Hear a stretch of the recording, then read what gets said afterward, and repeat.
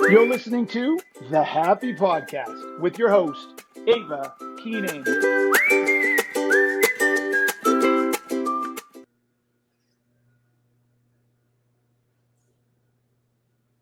Hey everyone, welcome back to the Happy Podcast. Today I have a very, very special guest that I've been really excited about.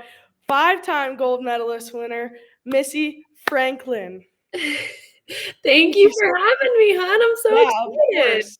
Thank you so much for agreeing to do this. I mean, I look up to you like crazy. Your drive, your grit, everything that you've accomplished is just crazy. So thank you so much for agreeing to do this and being on here. Thank you Of so much. course. It means the world, and credit to you. It's amazing that you're doing something like this, and I know you're such an accomplished athlete yourself. So this is Thanks. Ollie, by the way. He's probably going to pop in once or twice, but we're really excited to be here and get to talk with you today.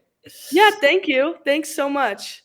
Yeah, so obviously, I mean everyone has a start to where everyone has a start to the success where they started.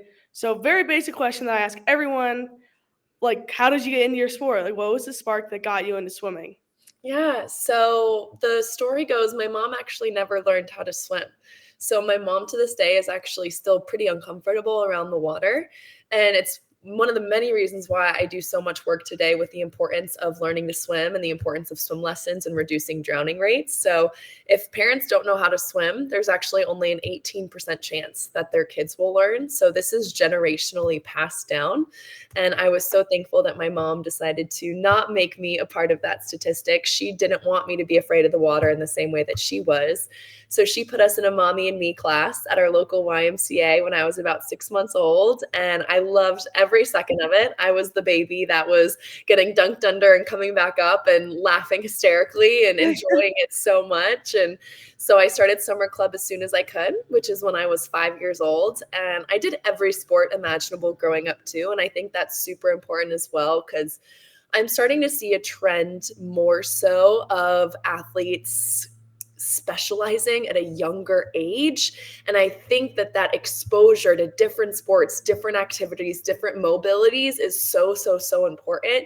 So I highly recommend that even if you do really love one thing, absolutely keep doing that, but don't be afraid to keep trying new things as well. So I was swimming, I did ice skating, tennis, I was skiing, I grew up in Colorado, I did basketball, soccer, volleyball, like you name it, and I did it. And for me, swimming was always just the sport that brought me the most joy. It made me the happiest. And so I knew that that was something that I wanted to stick with because it was just what made me feel the best. Yeah, I definitely agree with the multiple sport thing. Like I still actually I'm not playing soccer this season just because last season I had an injury, but whatever from soccer. So I just took a break from soccer, but I've been playing soccer since I was 4. I Yeah. always loved playing other sports. Like I'd go out and I'd play tennis with my mom. I'd go out and play basketball with my dad. I I loved playing football actually. That's Just awesome. yeah. Um and I think all of that just kind of makes me more of like versatile athlete. And honestly, playing soccer has helped me with moguls as well. Yeah, I I'm mean, sure. with stamina, the footwork, like it was everything just kind of like connects that you just kind of don't expect. Yeah. So, yeah, I feel like playing multiple sports is definitely like super helpful. And a Good. lot of I'm glad you people agree. kind of just like, they're just like, no, it's fine. Like, if you're really good at one thing, just like pursue that. But I'm like, I feel like doing 2 sports is kind of fun, only multiple. Yeah, It I mean, my is dad, to be on different. I didn't have a choice from the start. My dad, he said, 2 sports until you either get really good at one or you're out of the house. So, Yeah. yeah. So it's been skiing and soccer since I was soccer since I was 4, skiing since I was 2, and I've gotten those 2 sports, yeah, since a really long time. So, That's awesome. yeah, I can definitely definitely. see the correlation between the 2, and I love that your dad said that because I do. I think Yeah. there's so many benefits to it, and it's Mhm. totally fine to try something and not like it. Like, my parents' Exactly. only rule was that I had to finish the season. So if I started a sport and was like, "I don't think this is for me," they would say, "That's fine. You'll never have to do it again, but you've made a commitment to your team, to your coaches for the season, so you have to finish the season, and then you can be done. You'll never have to do it again." So I really enjoyed it. And I think honestly, that's kind of helped me throughout my life stay really open to new things and just being creative and trying things and not being afraid to either fail at them or be bad at them, because it's honestly really fun to be a beginner at something and have so much room for growth. I know exactly. I see why our dads are such good friends now. I mean, it's crazy. That's exactly what my dad would tell us. Like when I started out with moguls, I didn't want to be a mogul skier. Actually, that's a fun fact. I wanted to be a park skier because like I was just always like jumping. Yeah. And my sister was in park, and he goes, "You're gonna do moguls. If you don't like it, 1 year, you don't have to do it. You can go do park. If you don't like it, yeah, go do park. I don't care, but just do moguls just to become a better skier." And then obviously I liked it, so I stuck with it. But yeah, very, very common in the parenting styles right here. Yeah, yeah. So I guess just going back to what, like, after you started, like, what kept you in it? I know that that's what you said you liked the most, but like, what aspects did you like about it? What event did you like the most at the time, or like, did that like switch up throughout your career? Or? Yeah, I mean, to start with the first part, I think what I really liked the most about the sport was that it was both a team and an individual sport. So I really liked being on a team. I loved going to practice with my friends every day. My teammates were my best friends throughout my entire life because you just spend so much time together. Yeah, I know, And right? you go through so much together. So they really do become like part of your family. So I love that team aspect of it. But I also love the individual aspect. And I think in that, I mean, my results came down to me. Like I was the Mhm, only one that was in control of my results. And I liked the black and white of that if mhm, I worked as hard as I knew I possibly could, if I was doing things right outside of the pool, like sleeping well and eating right and recovering and doing all of these things, then I was setting myself up to be better and to go best times and to get faster. mhm, And so I just loved that I was in control of my own success. Like that's what that felt like. So I loved knowing that when I was going the extra mile, when I was doing something that I know was going to put me one step further ahead, like I was going to reap the rewards and the benefits of that. And so I just thought that was really cool. I love seeing the progress. I love dropping time. I loved getting faster. Like to me, that was just the best feeling in the world of putting in so much work and effort and then really seeing it pay off and just like mhm, how good that felt. And that is what I got from swimming, really more so than anything else. And I'm so thankful for all the amazing competitors that I had over the years because they truly pushed me to be the best version of myself that I wouldn't have been without them. But my biggest competitor was always myself. Every time yeah, I jumped in a pool, it was about beating me. I want to go my best time. I want to be the fastest I've ever been because that to me was really all that mattered. And I had, again, these amazing competitors around me to help me do that. But mhm, for me, going a best time, whether that was getting first or whether that was getting 16th, like I would have been so happy with the best time because what's better than being the best you've ever been?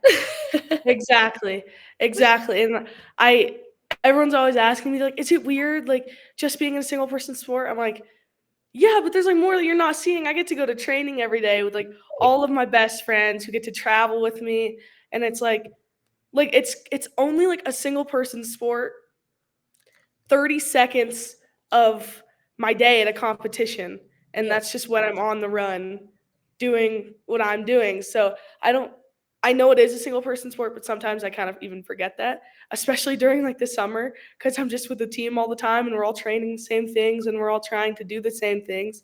So yeah, I think having a team to support you is so important, and like to behind your back is just so important. And yeah, I just feel like having a team is one of the best parts of skiing, like in general, or just any like sport.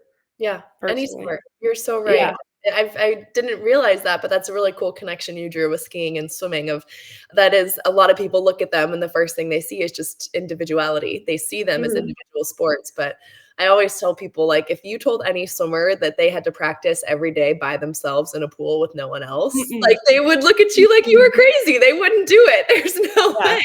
And I'm absolutely not. That'd be guys. horrible. Like, there's no way you would go to a training camp by yourself, like, and not have No. that camaraderie and that interaction. Like, our teammates are Mhm. what make it fun and exciting, and they bring Exactly. energy and motivation and all of that. So, I was Mhm. so lucky to be on some incredible teams throughout my life. Yeah. Yeah, I'm going to Chile a week. So if someone told me, yeah, you have to go there by yourself, I'm like, I'm not going. I'm not going. Stay home. I'm gonna have some fun here. I'll do my own trainings here. I'm not going. Yeah, very big difference between going to Chile by yourself and going to Chile with all your teammates and best friends to work hard together. Yeah, exactly. Exactly. So you started talking about like competition. Mhm. So were there any like competitors was it all like nice competition, or were there any competitors that maybe were like, they're my friends, but also like, maybe kind of not really my friends either? Yeah, I feel really lucky. Swimming, I think just in general isn't a huge like trash talk sport. Like there's just Yeah. not a lot of it in our sport. I think some sports it's super prevalent, like it's a part of the culture. Mhm. For swimming, it just really isn't.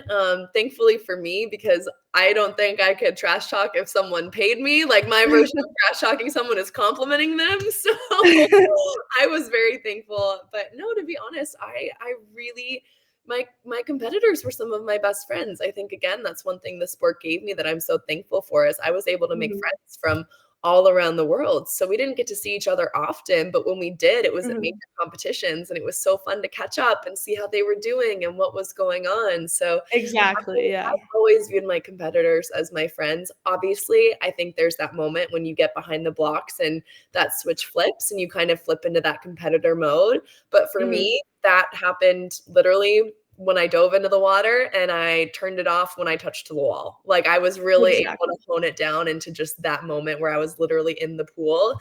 Because after that, I was just Missy. And I just wanted to, Mhm. respect my competitors. I wanted to be thankful for them for the way that they were pushing me. We understand the work that goes into it, right? So there's this Mhm. amazing mutual respect for one another of not a single one of us gets to this point without putting in an insane amount of effort and work and sacrifice. So you just appreciate one another for being there and for the work. And I again just super thankful. So yeah, didn't run into too many trash talking or mean competitors throughout my life. I was Yeah. very lucky. Yeah, that's good. I didn't know, since I've never really like been in like I don't know many swimmers. I didn't know what kind of, if it was like a, I don't know, maybe like you said, one of those like trash talky or sports. I had no clue. So that's just, yeah. Yeah, But I think the only thing that, like, we will get vocal about, and one thing that we feel really strongly about in our sport is cleanliness, so clean athletes. So that's kind of the only thing is that some athletes will definitely get very vocal if athletes have tested positive, Mhm. for substances that are banned and shouldn't be used. Like, that's kind of the Mhm. only time where it can get, like, a little bit more Yeah. serious of athletes being honest about their opinions and things like that. But other than that, Yeah. I think it's very, very friendly and straightforward. Yeah, yeah. I mean, I'm seeing like so many similarities from swimming to skiing here. Skiing is exactly like that, and with skiing, like, it's not always side by side, but we do have duels in skiing. So Yeah. where we do go side by side, and it's like you're in the gate. And actually, me and one of my really good friends, we duel like all the time, and it's actually crazy. Like, Wow. there's probably only like one competition last time where we didn't duel, and that just like doesn't happen a lot because it's only like two people at a time. And, we get in the gate, we're doing our routine, we go down, serious competitor mode. We get to the bottom. Oh my God, you did a great job. That was so good. Big hugs. Exactly. Now we're just in there. Like, if the other one wins, you cheat. Like, it was just, and one of my old teachers came to watch one of my competitions, and she goes, "You guys were like so serious and so like just competitive during the run, and then you get down to the bottom and you just give each other big hugs." She's like, "I just wasn't expecting that." Yeah, I'm like, "Yeah, I mean, when competitor mode turns off, the run's over. It's just, you just put that person away, bring Ava back out, and it's just, yeah, good exactly. run, That's great how job, and we just we continue until you have your next run." know. I know just a lot of people don't expect that. They're like, you just go from serious to so sweet and nice so fast. Yeah, it's just, yeah, just what happens with like everyone, and even people you don't even know very well. It's just, you still, I, at least with the girls, guys don't do this, but you still give them like a big hug and you just wait for the scores to come out and just go on with your day. Yep, So exactly. I do love the vulnerable guys though that'll give a good hug to their teammates or competitors exactly. after a race. That always gets me. It's always cute and funny to watch when I it's like know, a really good friend, and instead of right? They giving them, try to make it like a that, like, super manly hug, so there's like a lot of back yeah, slapping and it's like really intense. You're like, you yeah, guys hug, like exactly. it's okay. Yeah, it's like no one's gonna think question your masculinity if you It's give just your good friend no, a hug. It's like fine. yeah, exactly. It's so anytime they do, I'm like, oh, look at I them know. go. I'm the same. Exactly. Yeah. Yeah. Um, oh, was there a competitor specifically that like really pushed you, or was it just kind of like a whole bunch of people at different times? Or was there anyone from like the beginning to like the end that was just stuck there the entire time pushing you? I would say, like, throughout my career, I had different competitors at different points and also different races. I would say internationally, there was an Australian backstroker. Her name was Emily Seabaum. She was a phenomenal competitor, really, really tough. I knew she was going to be really, really hard to beat. So she really pushed me to be my best, which I'm so thankful for. The US is super stacked in women's backstroke, so I knew that it was always gonna be so tight. So when I was competing, it was like Elizabeth Beisel and Maya Dorado and Elizabeth Pelton and Rachel Bootsma and just so many amazing backstrokers that it's a scary. I mean, again, this is the same thing as skiing. It comes down to such a small fraction of a second that Mhm. your race has to be executed perfectly in order for you to get your hand on the wall first.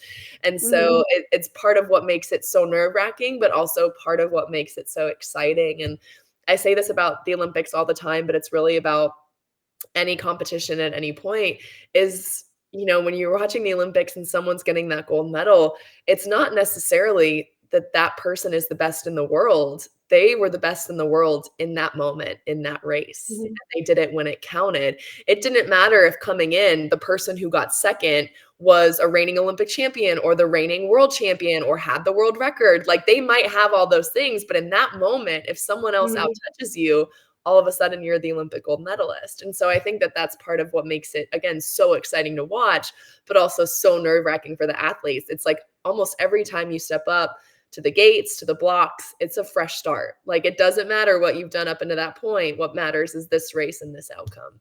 Mhm. Exactly. I mean, last Olympics, there was this his name Mikhail Kingsbury, very very favored to win. He's the GOAT of mogul skiing. Yeah. And he was like favored to win. He had all these like World Cup wins that previous season.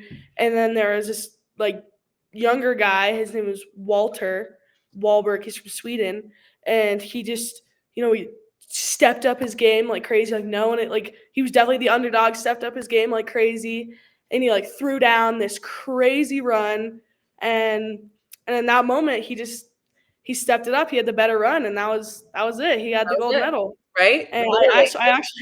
I was watching video last night, and I was just like wow, I can't imagine. I was actually watching those Olympics last night, and I was like, I cannot imagine being the underdog like that and beating a goat. Like that would be a crazy feeling. Yeah, that'd be so crazy. I know. But yeah, Racing for the so goat too, not winning, right? yeah, exactly. How that Yeah, must be for exactly. him as well, and that's just, like, the up and down and the beauty and hardship of sport is sometimes you're the rookie that's beating the GOAT and coming out on top and having this, like, Mhm. dream moment, and sometimes you're the GOAT that's getting beat by the rookie, and you're just having to, like, shoulder that disappointment and move on, and Mhm. it's part of what makes sport such a life lesson learning opportunity for all of us. Yeah, exactly. I mean, you never really know what's gonna happen. I mean, even in just like our little RMF like region group, ski group, like in duels, you'll have to go against the top guy, and you're like, you're like, oh dang, like I'm gonna lose, and you're like, no, you never know what happens until that duel is over, until like mid run, like literally anything can happen. I remember I had to go against like one of like the biggest, like the best girls in Rocky last year, and I was like, oof, it's gonna be tough. I was Here like, we but I go. got this. I was like, I just have to go. I was like, I just have to take take everything away right now and just go. I was like, my goal was to just keep up with her. If I could do that, I'd be happy. I don't even care if I win. Like, if I win, I just want to be able to keep up with her and say that I could keep up with her. And like, I fell. I was keeping up with her, and then I fell because I was just going way faster than I normally do. And then I just hear people like screaming my name, like, get up, get up. I'm like, I'm getting up, but like, why? Like I already lost. Like, what's going on? And I had realized that she had fallen on the bottom air and her ski clicked off. And what's that? That means she's qualified. And so I was like, oh my goodness, like that was crazy. And I didn't even know she fell. So I fell twice because I kept going and I decided to throw a backflip with like no air and I fell again. It was actually really funny. I just took it right to my stomach. But I fell again. I got down and I was like, oh my God, that was so great. And they're That's like, blue quick winner. I was like, insane. huh? Oh my gosh. Like I literally fell like twice. Like how is that? How did I win? They're like, well, her ski popped off. It's like, Like, oh, no freaking way. but like, right? That's What a good life lesson. Like, yeah, fall exactly. back up because you have no idea what's waiting for you if you just try again. Exactly. Yeah. Exactly. So I had a lunch with your dad a couple months ago, and he was telling me that you qualified for the Olympic trials at 12 years old. Yeah. What was that like? I mean, you were just like 12? That is crazy. What was that like being so young around like some of the best women swimmers in the world? It was wild. I mean, I was around all the best swimmers in the world. So Yeah. I qualified when I was 12. I qualified in 3 different events. This was for the 2008 Olympic trials. And I went there. I had just turned 13. So I turned 13 in May, and trials are kind of end of June. So I just turned 13. I was the second youngest one there. And oh my gosh, Ava, it was just like, it was so surreal for me. Like, I had posters of these people on my wall back home in my bedroom. And next thing you know, I'm like standing next to them in the warm-up pool. And I'm just like, what is happening? But I think I went into it. Obviously, it was going to be the biggest competition I'd ever swam at. I was swimming in front of 13,000 people. Like, I had never swam in front of more than a few hundred. And it was like so much bigger. And there was these big ready rooms and all this stuff. And so I really just wanted to take it as a learning experience. So I kind of liked that because I took so much of the pressure off of, listen, I'm just going to go up behind my blocks. I'm going to do my best. But ultimately, like at the end of the day, my goal is to learn. Like, that is what I do. And so I was very observant. I was watching the athletes that I looked up to. I was watching how they warmed up, how they prepared for their races, how they were in the ready room, how they cooled down, what they were eating, what they were drinking, like all of it. And then I also just took it in. Like, I think it's so important in those experiences too, to like look around and be like, it's pretty cool that I'm here. So like, I really just want to enjoy it. And I'll just never forget like how amazing it was as a 13-year-old to in person watch someone make an Olympic team and just like see the look on their face and the excitement and the joy. Like, it just, for me, like that whole time in Omaha, like really solidified, this is what I want to do. And I think it just helps so much moving forward, because I know that no matter what was going to come over the next 4 years as I prepared for the next Olympic trials, having seen it, I knew it was going to be worth it. Like, the amount of work, the sacrifice, whatever it was going to take, like, it was going to be worth it. I never once questioned over those next 4 years, like, is this worth it? Because I knew, like, I just knew that it was. And I was also just enjoying the process and loving it so much. So it was amazing. It was so fun. My friends and family, like, were just so sweet with the support that they showed me while we were there. But I really left that meet and was like, 4 years from now, I'm coming back and I'm making this team. Yeah, I mean, the motivation must have been through the roof. Yeah. I mean, seeing people like done it like right in front of your eyes. Yeah. And, like you said, like seeing their reactions. I mean, even just watching people like from like the TV at the Olympics and the World Cup, their reactions to winning. And I'm just like, or when they're standing on the podium and like their national anthem is playing. And and I'm just like, I can't even imagine what that would feel like. So to see that in person, I couldn't even imagine that. That would be really amazing. I get to watch people. I've gone to 2 World Cups to just watch, and each time it just raises that motivation bar a little bit more because A I'm little like, bit. yeah, exactly. I'm like, oh my God, they just won a World Cup. Like, I guess today they're like the best. They're the best mogul skier in the world, Right? and especially when I get to see someone like an underdog who maybe wasn't expecting it, and they talked about like, or they've been like training their butt off to just even like get up with those top guys, and I see them win, they just go crazy. Like I remember a couple years ago, my first World Cup that I saw, there was just one guy. His name was George McQuinn. Now, unfortunately, the ending wasn't great for him. He got injured, but like he got to the super final, and he was just like underdog. He was wearing, I don't know, maybe number 30 on his bib, which is your ranking. Yeah. Like it was like he had never even made it to a final, he said, and he was just going like ballistic after he had gotten into that super final. He was going crazy. He was so excited. I was like, "Oof, is this what it's gonna feel like to get into one of these for the first time?" I Yep, was like, "I that's think I it. want to be a part of that. That looks fun." Yeah. So I feel like being around a environment like that is pretty important, just Yeah. to for motivation purposes, like only kind of. But Yeah. yeah, yeah. Um, so when you were 12, was there in if you had already made or 13, if you had already made it to the Olympic trials at 13, back home, was there anyone that was like as good as you at that age? Or like is swimming based off of like age, or was it just based off of like how good you are? Because I know sometimes like here we have like age groups, but it's also like overall too. So Yeah, so we have age groups as well. So we have age groups coming up, so you always compete within your age group. But then there's also the overall. So there's time standards that anyone can get at any age. And that's okay. why I was able to go to Olympic trials at 12 and 13 because I made those standards and you didn't have to be a certain age to compete at Olympic trials. You just have to get the time standards.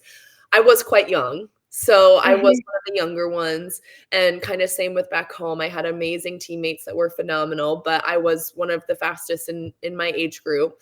But I had an amazing coach, an amazing team that were constantly pushing me. For me, I loved racing the guys. That was like one of my favorite things is I had incredible Yeah. teammates that I loved. And I loved racing the females too, Mhm. especially as I got older, but especially in that kind of younger time period, I thought it was so fun just kind of racing with them and training with Yeah. them and getting that push during practice. They'll also trash talk a little bit more, which is always fun. Like I really enjoyed that piece of it, which is for something a little bit different. But so yeah, I went home and essentially kind of laid out what all my next steps were going to be. I think it's really important that when you set a goal for yourself that's 4 years in the future, you need to break it down because I can't just wake up every day going, okay, my goal Yeah. today is to make it to the Olympics in 4 years. Like Yeah, that exactly. doesn't help me at all in figuring out, okay, well, what do I Yeah. need to do today in order to like make that Mhm. happen? So I broke it down of like, okay, well, I'll need to make a world championship team. I'll need to make a Pan Pacific team. I'll Mhm. need to make the national team. Here's what the times the people on the national team and my events are going. Here are my times now. What do I have to do to get my time to that time? And then that's where you can really break it down into the really small things in practice of like, okay, if I start working on this and focusing on this technique and doing this off my walls, like those are all little things that are going to keep just shaving time and time and time off of my events that are going to get me closer to where I need to get on the national team. Step one. And then we kind of go from there. So I think after that meet, I came back definitely a little bit less focused on age group and more Mhm. focused on like the big picture of, okay, this is the goal and what am I going to do every day from now until 4 years to make sure it happens. Yeah, exactly. And I have similar. I have some amazing competitors in my age group, and I definitely push myself to like because they're my competitors, so I'm pushing myself to like hold my own against them and beat them. But I just I love looking up to the girls in the older age groups as well because I'm like that's gonna be the future. So I always like to just look a couple steps ahead instead of like where I'm at now. Mhm. So, and I'm thinking if I can train or look up to one of them to beat them, then I just feel like everything else will just kind of like come with that. And that'll also come with like age group. And so, yeah, if I can look towards like to try and be as good as one of the 18-year-olds, then like everything else below that will just get like easier. If that Totally. makes any That's a sense. great way to So, look at it. Yeah, of course it does. yeah, yeah. So speaking of like age groups and stuff, I have qualified. So there's this competition called selections. It's like I don't even know how to explain it. It's just basically you have to qualify for this, and like you're qualifying for this like throughout your entire season. RMF comps, there's something called like nationals. Actually, no, you have to qualify. Yeah. Anyways, it's kind of confusing, but it's selections. It's the first competition of the year, which is kind of crazy since it's the most important one. But it's the first competition of the year. It's in December, and it basically like selects you for the World Cup. So if you get top three, I'm pretty sure you get an automatic World Cup start, and then if you do good at those World Cup starts, you get more, and then you're on the team. So basically, and then that's your track to the Olympics. So Yeah. this competition is like super important, and even if you don't get top three, and let's just say you get top 10, it still does a lot because that means you're in the nationals and every single, and then NORAMs, and those all also help you get to the World Cups and World Cup starts and the World Cup team, then the Olympics. So this competition basically just like sets out your entire year, Yeah. and I have qualified for this competition twice, but you have to be 14 to go. Yeah. So I'm like, oh my God, I qualified again, but I can't go. When I was 12 and then 13. And that's so frustrating because I'm Oh, I like can I'm imagine. ready. They just a lot of kids don't qualify until they're at least 14. So Yeah. and they also just think it's too much to put on a young kid to have, especially if they do well, to have NORAMs throughout the year, and it's just a whole lot of like competing and training. But I'm like, I'm ready. If I'm qualified, just let me go. Just like, and obviously, set you're not allowed to go unless you're 14. So I can finally go this year. This is the funny part. Woo! And this is the funniest part. They took the age restriction away this No. year. As soon as I got in, they go, you know what? We're gonna take that 14-year-old age restriction off. I was like, are you freaking kidding Are me? you serious? As soon as I can get in, you're taking this age restriction off. Thanks, geez. Thanks a lot, guys. But Hey, you know what? Everything happens for a reason. I would be yeah, so exactly. frustrated too if I were you though. But I'm so Yeah, excited that it'll be an amazing first year for you. But I'm also glad that they took the restriction off because just like of course, it's so important that we protect our younger athletes. But as I was just saying, like from my experience at trials, like I think it's so cool when you give a young athlete the opportunity, the experience to ski or swim or do your sport with the best that the country has. Like it's just you can exactly. learn so much. So, Yeah. oh, that's so unfair. I'm I sorry. know. Yeah, I was a forerunner at the last one. I was like I begged. I was like, please just let me be a forerunner at this one. And because Please. the mountain that's hosting gets first pick on the forerunners, so it Yeah. wasn't looking too good. Then I Ugh. got it. And even just being there and getting to see some of the best girls like from I think it's like I don't know 21 down to 14 in the Yeah. country. I was just like this is wild. There was girls who were on the like US ski team D team, Yeah. and just some of the best girls that I compete against, and I just getting to see the run that they throw down, like you said, their warm ups, how they just compete, what they're doing in the starting gate. Like, I always find that interesting because some people like to compete calm, some people like to compete more like energized. So I'm always seeing like what the best girls do in the start gate, and yeah, you just being there was a great experience. I'm like, why are they not letting these younger kids be here? That would be so helpful for them if you could just Right? not like yeah, or even if you could just have like four running spots with what I'm doing now instead of only like two. That would be super helpful. You don't even have to compete. Just let them be here. I Totally. just yeah, so I'm glad that they took that restriction off. Yeah. I mean, now looking back, I'm like, okay, I kind of see it now. I'm like, I always just anytime I'd get mad, I'd see my name on the list to go, and then it says next to it, not old enough, and I just look at it like, okay, this just gets me another year to get Yep, better, to be more ready exactly. for it. Uh-huh. Now I know that instead of going to my first one at 12, and now 2 years later at 14, so much better, so much a better skier. Yeah. Everything, like from turns to speed to airs, just everything is just so much better. So now I'm kind of glad that I'm older, but also at the same time, I'm like, I know. all right, It's a mix. yeah, exactly. So being such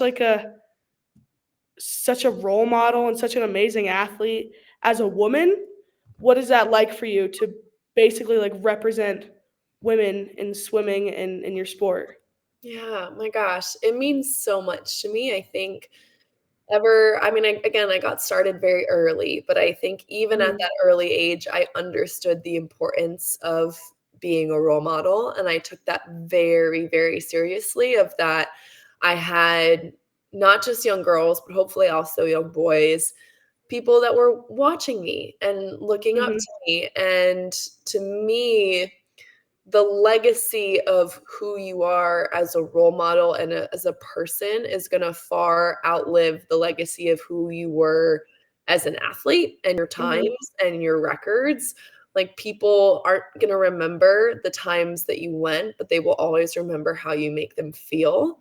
And mhm, so to me, that was just something that I almost placed of higher importance than anything else, is that I am a role model. I do have people watching me, and that can be a little bit of a large burden to shoulder at 16, mhm, 17, 18 years old.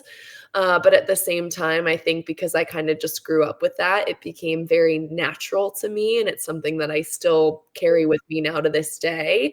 And now, of course, more than ever, I mean, I have a 3-year-old daughter. So, like, mhm, I know, like, as she starts to get older, how thankful am I gonna be for the women role models that she has in her life, of whether they're athletes or musicians or artists, like, or just friends and family mentors. Like, I think that it's so important that we have those good role models, and to think that I was one or that I am one means more to me than anything else. Again, especially now being a mom of a daughter.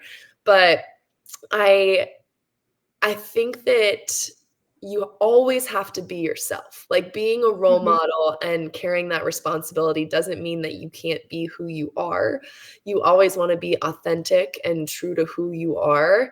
You just wanna make sure that really with everything that you do, you're considering that you have people that do look up to you and that are watching everything that you do, and it just takes a little bit more care and consideration into your actions and your words. Yeah. Yeah, so I'm sure, you're one of my role models. I'm sure that you're so many people's role models. Who is your role model? Oh, it's a great question.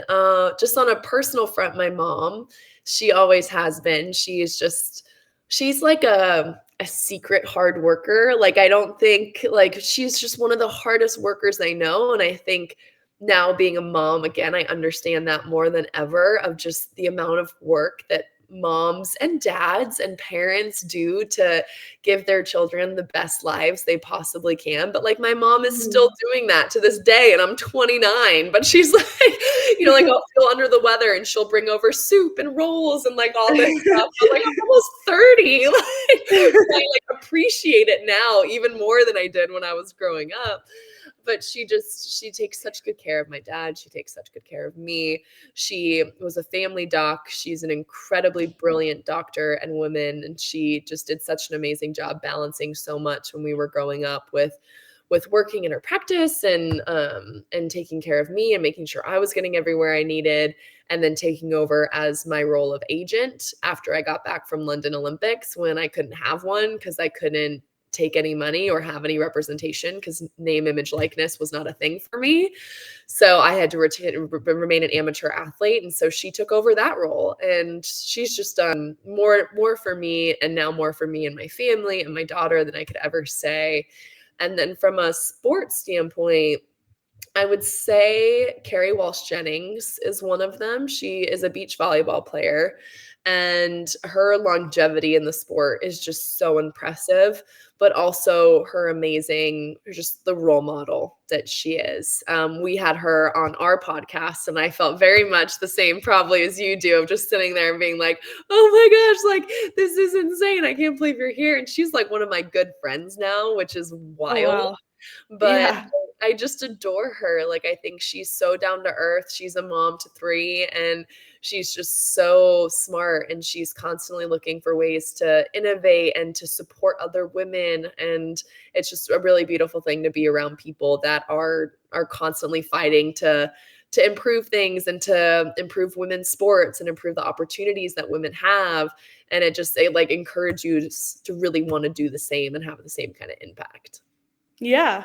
Yeah, for sure. I feel like having a role model like that.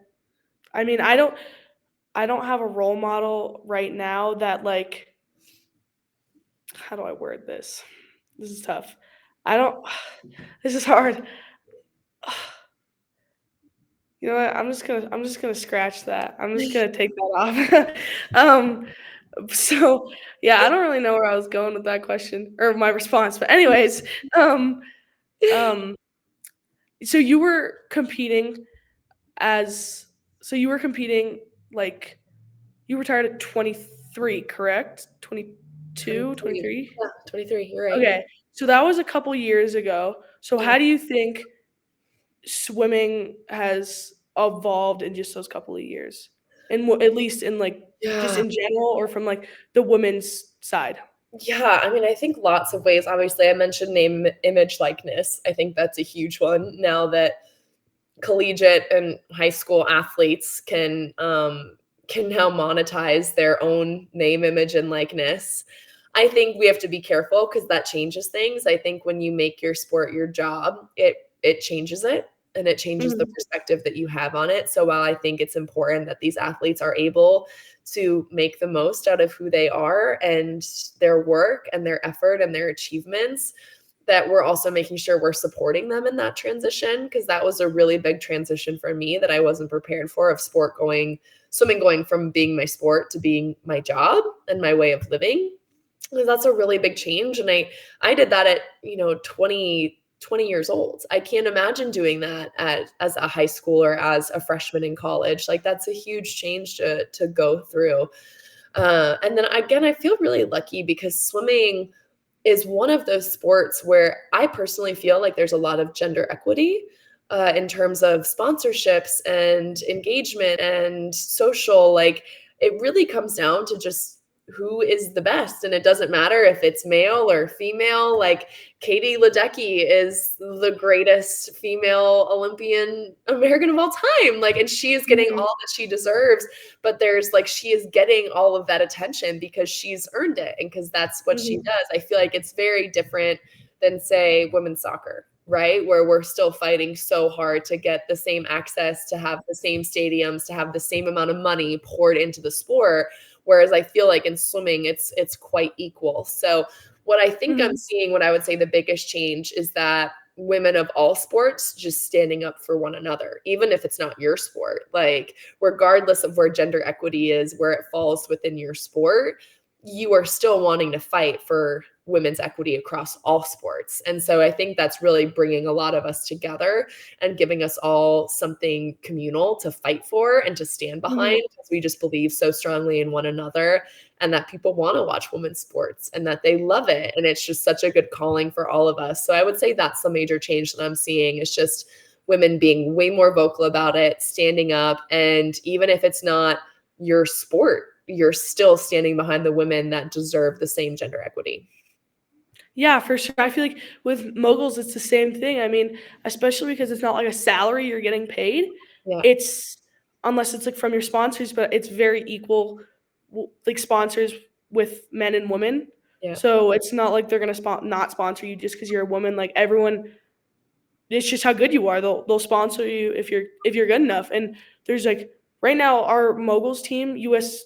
Olympic or just World Cup mogul team, is, like, stacked, Yeah. like, crazy stacked. Like, our team is so good, and they all, and the men are really great too, and it's all very, very equal in the like exposure they're getting, and the Good. sponsors, how they're getting paid. Because also just with moguls, you get paid kind of based on how you place. Yeah. So it's just how good you are is just based off of like the money you're getting, the exposure you're getting, and I feel like that's great. It's super equal. Like everyone is getting the same amount of exposure, and everyone's getting the same sponsors and opportunities, and I feel like that's really cool.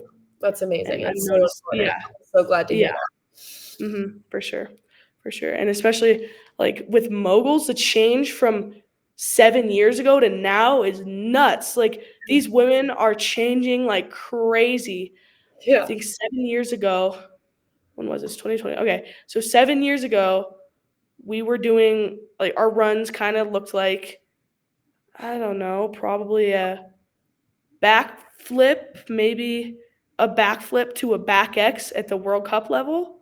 Now it's looking like a full to a cork 7. There's one girl on the U.S. World Cup team who threw the first cork 10 in a World Cup, and I'm just like, that's the jump that we've made is nuts. And you have girls who are my age who are starting to work on cork 10s. One of my competitors, one of my friends, she's working on cork 10s on the ramps, and Wow. you have girls who are 17 doing them on snow, and 7 years ago girls weren't even doing corks. So it's just the jump that women are making is crazy in moguls. I mean, I'm So totally with you there. It's the same here. Like world yeah, records just keep falling like they're nothing. And like you exactly. think that it's like you think an event can't get any faster and somehow it keeps getting faster and you're just watching in Exactly. awe of like, how is this happening? Yeah.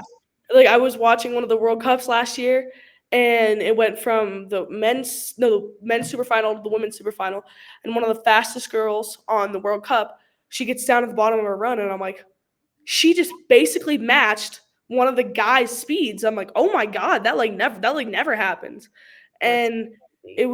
it was just wild. I think she's like 0.5 off, which I mean in swimming that's a lot, but in moguls that's not a ton.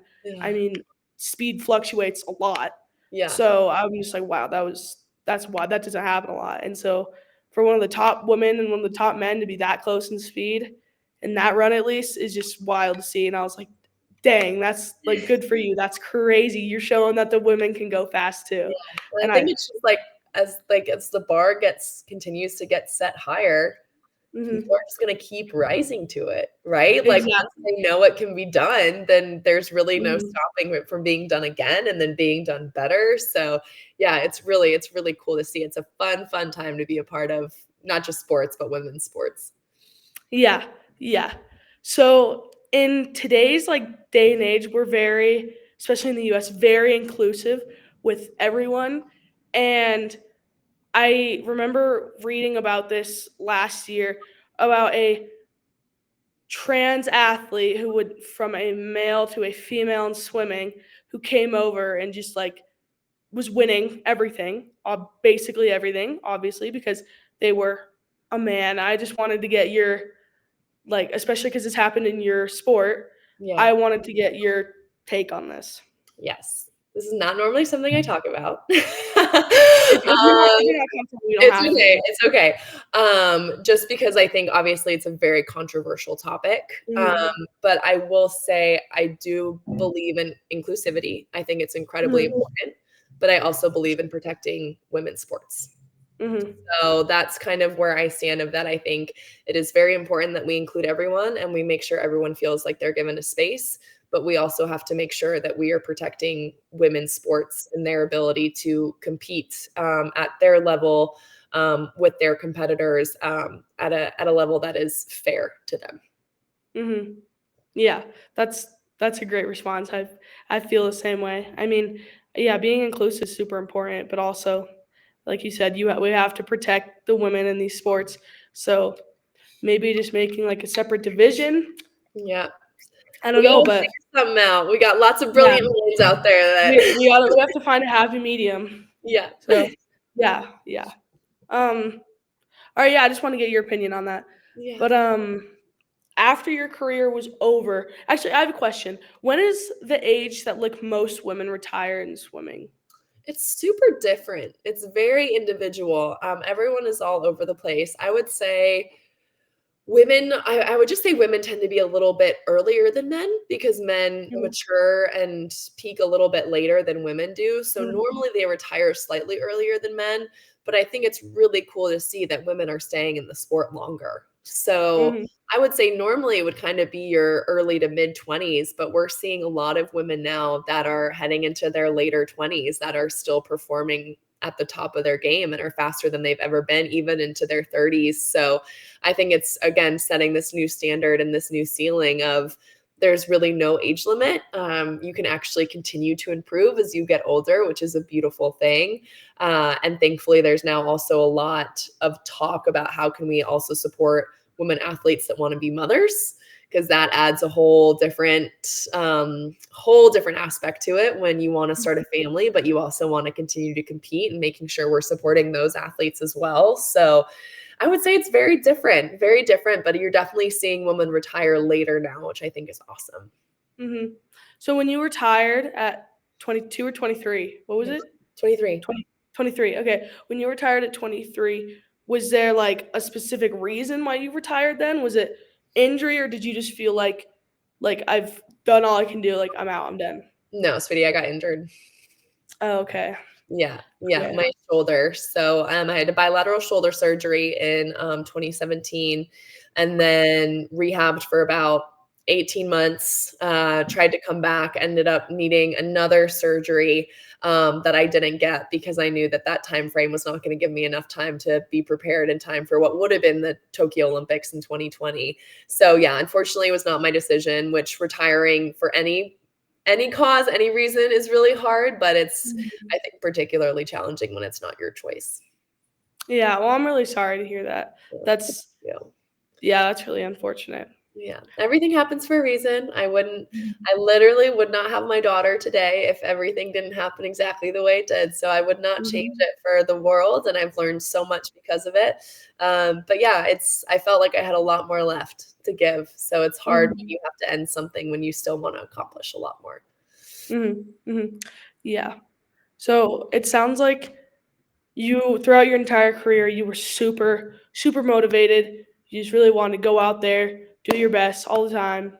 Was there any time where you were like almost like burned out, or were there any times you were like questioning ever if you wanted to keep going? I think there was really just a couple times, and I would say, ironically enough, it wasn't on my way to the top, it was once I was there. So, I think the rise up is super glamorous, it's really exciting, you're winning, you're getting faster, you're getting to the next level, and you're kinda getting all these motivation kind of pinpoints, and then you get there, and it kind of feels like everyone's celebrating you as you're rising up, and then once you get there, everyone's just trying to knock you off, and they're, like, trying to celebrate you not being there anymore, so it's Mhm. this really weird shift in dynamic.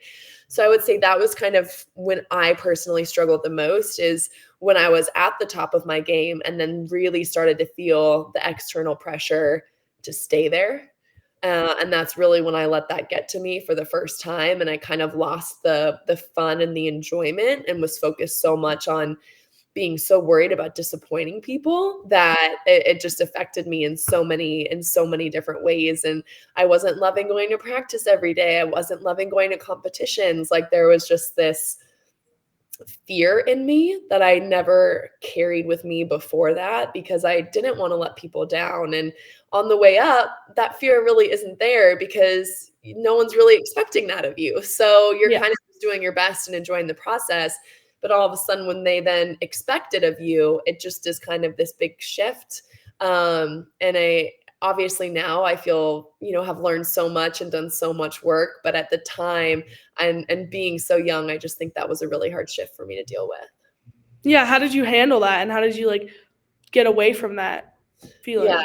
I mean, it didn't help, there was just a lot that compounded, I mean, that was the same time that I got injured, so that was a real struggle of having to go through both of those things at the same time, but I think it took for me, I changed where I was training. I changed my coach. I moved cities. I just kind of needed a fresh start to Mhm. kind of refined my love and make that my goal. Not I'm going to come back and go this time, or I'm going to come back and be better than I've ever been. It was I'm going to come back and fall in love with the sport again, because Mhm. that's ultimately what I want to do, and that's what I've missed, and that's where this all began, and that's where I want this to end. I don't want to leave the sport resenting it. I don't want to leave it being angry or mad. This has been such a huge part of my life for so long, and I love it, and I want to leave loving it. And so I kind of made that shift of going into practice every day, and still obviously working really hard and still having to do all of my rehab, but really trying to focus on the joy of it as opposed to the progress of it. Yeah, and I feel like that's like super important, because I feel like it's going to be really hard to get better, or just get better at all if you don't love it. And I think like loving it and keep jeez, why am I just like having such a hard time getting stuff out today? And I just feel like staying in love with your sport is super important to even like progress or do anything with it. Because if you don't love it anymore, I feel like your motivation is gonna fade away, and everything is just slowly gonna start to like fall over and crash down if you stop loving it. Because I feel like that's like the building block to everything else. Totally. So Yeah, yeah, I'm in agreement with you. yeah, yeah. Um, So when you started like getting super into it after that Olympic trials, and so that's from like what, 7th grade to 23. Were there like any times you felt like you were like missing out on anything? Because I feel like sometimes I'm like, oh yeah, guys, sorry, I can't come to your birthday today because I have training, or like I can't hang out with you today because I have a training or a competition. I feel like with me it's easier because I go to the school where everyone else is in the same boat. Yeah. I feel like it's still hard. So did you ever have those times where you were like, am I missing out on it and I stuff? think definitely more so when I was like your age. When I was Mhm. younger, I think it feels like a way bigger deal to like, yeah, of course I wanted to go to that sleepover. And of course I wanted to go to this friend's birthday party. But I also think that taught me a really valuable lesson at that age, which was you have to surround yourself with people who support you. Because Mhm. the second that I had friends that would be upset with me because I couldn't Mhm. do something, because of the commitment that I had previously made, because of the goal that I was trying to reach, I knew that that person shouldn't be in the support system of my life, because they Yeah. didn't understand what I was fighting for. And there was, as I'm sure it is with you, it was never coming from a rude or a mean place of like, oh no, Yeah. like I don't want to go to your birthday party. It's like, it was always very apologetic of like, I'd love to be there more than anything, but I have morning practice the next day. So like I can't Mhm. be out late. I can't sleep. Like I have to be up at 5 a.m. So I can come to the first half, but then I have to go. And so you just quickly learn who the people are that are going to support you and that are going to stand by you and that understand what's important to you and will never fault you for that. And then Mhm. I think as you get older, it just becomes easier to surround yourself with those people. You kind of have a little bit more say in that. So then you really don't feel like you're missing out on anything, because all the people around you are so supportive of what it is that you're doing and Mhm. like helping you fight for your own dreams and reach your own goals. Yeah. Yeah. What about when you got to like maybe like older, like college? Were you ever like I'm missing out on like the college experience, or no? Not really, but I also didn't really want your typical college experience. I am not a huge drinker. I don't love staying out Mhm. late. Like kind of like I don't know, there's just like a lot with like the college atmosphere that like just isn't really me to begin with. Yeah. So like Mhm. I would rather just stay in with my friends and play board games and watch Harry Potter and be in bed by 9. Like that is like my ideal night. And so I just found my people that like wanted to do that too. And Yeah. it was great that that also happened to be the best thing for my sport and the best thing for me as a person and as an athlete. And it's not to say that if you like staying out late and enjoying time and going dancing, like great, go like enjoy that stuff as well. I think there's a balance to everything. But I think you just, again, need to stay true to who you are and be authentic. And if that's different than what other people are doing, that's totally fine. You'll find your people that want to do that with you too. Yeah. Yeah. I feel like finding people who love to do the same things you love to do. Yeah, exactly. Super important. And it makes your life a lot easier. Exactly. Yeah. All right. So I think, wait, actually, I have one more question to ask you. Yes. So since this is the happy podcast, how would you define happiness? It's kind of a hard question. Oh, it is a hard question, but I love it. I would define happiness. To me, I find happiness and gratitude are very interchangeable, but I think that being grateful is at the very core of being happy. Like, you can still have these other emotions. You can be anxious about something, you can be fearful, you can be sad, you can be grieving. But if you have this like core of gratitude of like, I can still feel all those things and they're valid, but I can also at the same time recognize like all of the blessings I have in my life and all the things that I've been given and these things that I've dreamt for and worked for that now I have, like it just kind of roots you in that happiness, in that kind of joy that sort of always stays with you no matter what life throws at you. So I would define happiness as having a foundation of gratitude and just kind of taking time every day to recognize what you have around you and what all the things you have to be grateful for. Yeah, I couldn't agree more. And that's definitely one of the most like unique responses I've gotten to that question, but like in like the best way possible. Good. Like I totally agree. You just have to be thankful for everything you get and spreading what you have with other people. So yeah. All right. I think that concludes the happy podcast for today. Thank you so much for agreeing to do this. This is so fun. I had such a good time. Thank you for having me. Have fun in Chile and best of luck in December. I can't wait to hear how it goes. Thank you. Bye. Bye. You've been listening to The Happy Podcast with your host, Ava Keenan, a podcast about mogul skiing, success, and happiness. Be sure to check us out at avakeenan.com. And until next time, happy skiing.